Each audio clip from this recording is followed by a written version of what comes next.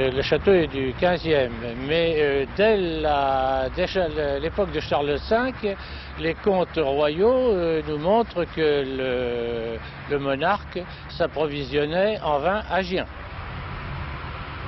Il y a toujours eu des gens qui, contre vents et marées, ont tenu à faire de la vigne dans la région.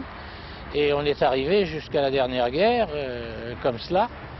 Et un petit lopin de vigne à droite à gauche. D'ailleurs, les Poupas sont ici les témoins du maintien de la vigne localement et le maintien d'un certain renom.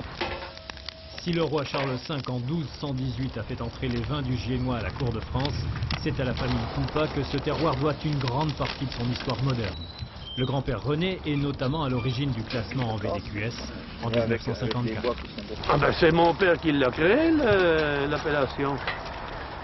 Il y avait dans la région des vins de mauvaise qualité et des vins de bonne qualité.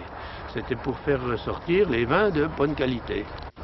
Et ce combat pour la qualité s'est poursuivi pendant 44 années avant que l'INAO ne décide enfin d'octroyer une appellation d'origine contrôlée à ces coteaux du Giennois. Un terroir dont les sols siliceux ou calcaires se répartissent de part et d'autre des frontières du Loiret et de la Nièvre, une terre à vin harmonieux. C'est gras, c'est fruité, on a une belle persistance en bouche, ça fait des vins bien structurés. Il y a l'appellation contrôlée et les autres, c'est un peu un amalgame entre les 20 tables, 20 pays, VDQS, tout est global. Et je crois que là c'est un plus et bon, il ne faut pas être formel, de toute façon ça ne se passera pas dans l'immédiat, mais il y aura quand même un plus.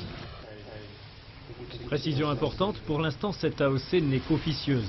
Elle deviendra officielle dans 3 mois, à la signature du décret par le Premier ministre.